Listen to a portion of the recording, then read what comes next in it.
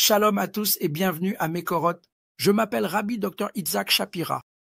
Alors que nous continuons à étendre l'opération 70, je vous encourage, quelle que soit la langue, à partager cette diffusion.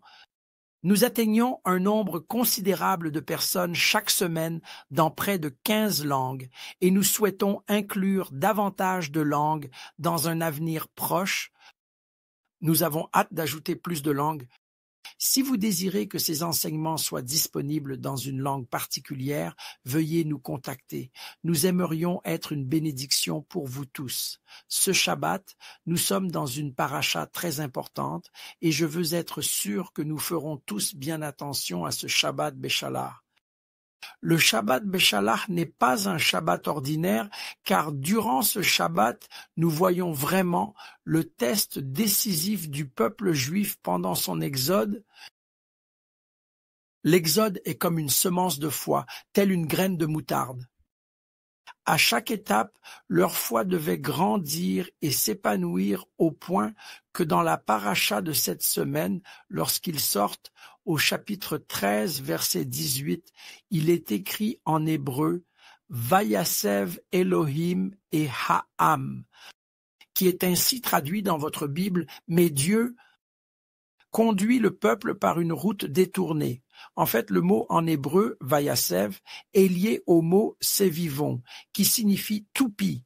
Nous comprenons donc que Dieu a fait tourner le peuple encore et encore. Mais je pensais qu'ils étaient censés quitter l'Égypte. S'ils doivent quitter l'Égypte, pourquoi Dieu les fait-il tourner en rond? Et non seulement il les a tournés, mais selon les rabbins, il les a tournés de façon à les placer nez à nez avec Pharaon. Ils voient Pharaon qui est en face d'eux, et ils voient Pharaon qui les regarde droit dans les yeux. En fait, ils devaient avoir ce face-à-face avec Pharaon. Nous comprenons que Pharaon représente en nous la dimension qui doute. Cette dimension en nous représente aussi Ésaü. C'est le manque de foi qui est en nous. Nous avons tous en nous quelque part un Pharaon qui se cache. Par exemple, plus tard dans la Torah, Dieu leur dira de passer par le mont Séhir. Rappelez-vous que le mot Séhir est l'un des noms d'Ésaü. Donc Dieu leur avait dit de passer par la montagne, mais ils ont préféré la contourner. Il y a une raison pour laquelle Dieu les a placés face à Pharaon. Nous voyons dans ce passage le mot Yasev qui signifie toupie, comme celle qu'on fait tourner à Hanouka. Maintenant, la question est la suivante. Peuvent-ils vaincre l'esprit de Pharaon? Pouvons-nous vaincre l'esprit de Pharaon qui représente Satan et l'anti-messie? Dans le judaïsme, cela s'appelle le Sitra Achra, le côté opposé. C'est le côté qui en nous cherche à nous éloigner et nous séparer de Dieu. Et tout au long du voyage jusqu'au mont Sinaï et même après, cette force, la Sitra Achra, est une force qui pousse Israël, qui pousse le peuple juif à douter de Dieu et même à douter du voyage qu'il s'apprête à entreprendre. Nous tous aujourd'hui qui entreprenons ce voyage, nous devons aussi nous poser la question, comment vaincre le doute? Ce mot en hébreu, safek, le doute, est vraiment le pire ennemi dans les derniers jours. Les rabbins nous enseignent que là où il y a du safek, l'Esprit Saint ne peut pas être entendu. Par exemple, dans Exode au chapitre 6, nous lisons que les enfants d'Israël reçoivent de merveilleuses promesses d'Adonai par la bouche de Moïse.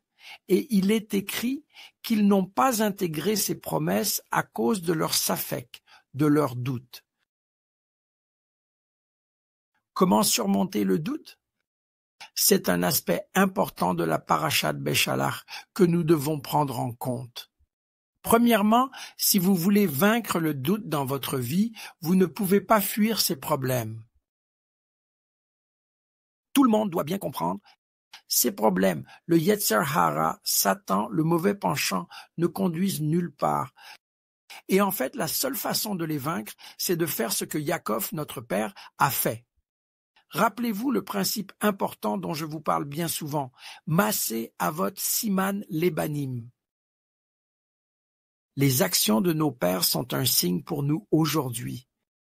Jacob n'a pas fui l'ange d'Ésaü. Au contraire, il l'a affronté, il l'a défié, il a lutté contre lui et finalement, il ne l'a pas laissé partir jusqu'à ce qu'il le bénisse.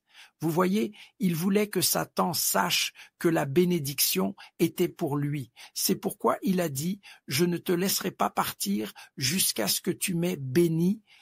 Il ne voulait pas la bénédiction du prince des ténèbres, il voulait que le prince des ténèbres reconnaisse que lui, Jacob, était bien le fils de la promesse parce que l'ennemi est un menteur et un voleur.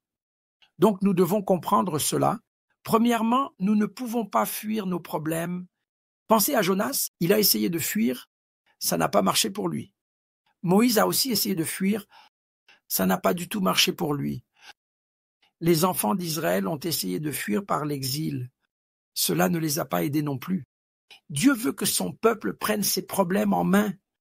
Par exemple, dans le livre des Actes, chapitre 1, verset 6, les croyants voulaient fuir. Les Juifs messianiques demandent à Yeshua, « Est-ce maintenant que tu vas rétablir l'autonomie d'Israël ?»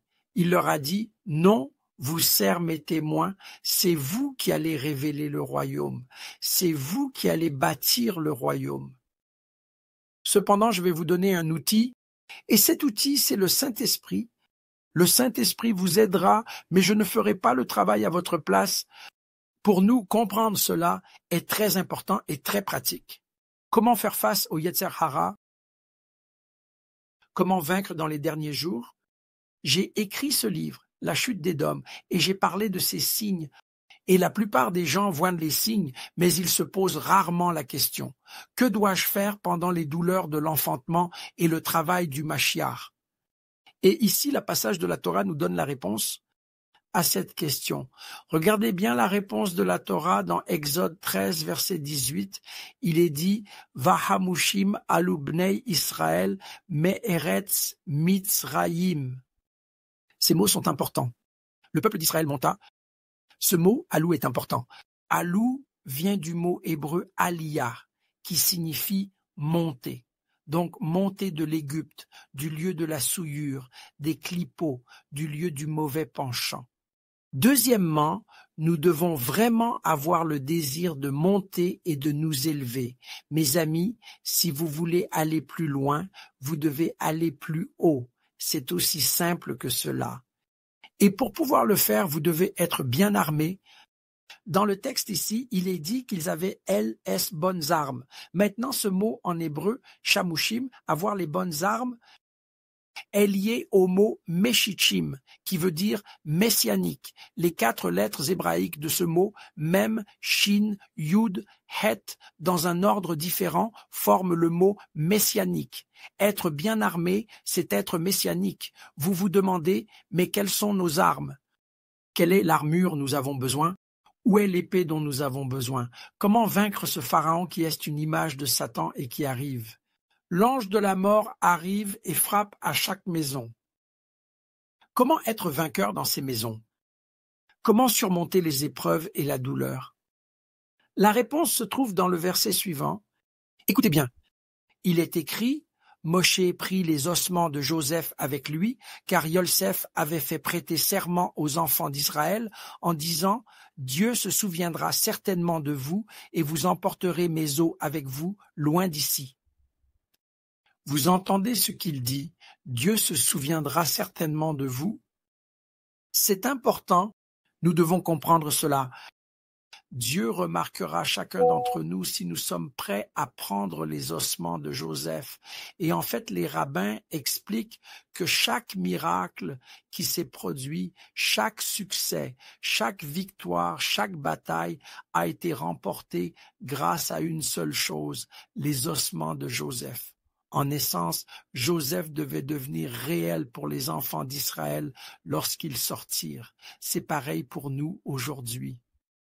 La seule façon de mener ce combat contre Pharaon, contre le mauvais penchant, contre le Yetzer Hara et de le gagner, c'est de prendre les ossements de Joseph. Qu'est-ce que cela signifie pour vous? Quand vous vous levez, quand vous marchez et quand vous vous couchez, Joseph, qui est notre Yeshua, doit être au centre de ce que vous faites. Il doit être réel. Le voyage avec lui doit être réel et vous savez que vous pouvez certainement l'invoquer et avoir l'assurance qu'il sera là pour vous répondre.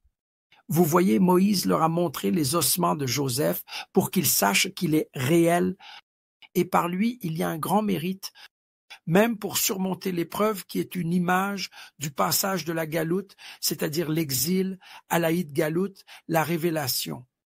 Nous sommes en ce moment quelque part entre la galoute et la Hitgaloute. Comment arrivons-nous à la fin? Frères et sœurs, nous arriverons à la fin en étant armés des ossements de Joseph. Que Joseph, notre Yeshua, soit ce qu'il y a de plus réel dans votre voyage et puissiez-vous vivre de nombreux miracles en son nom. C'était le Mekorot de cette semaine. Shalom à tous.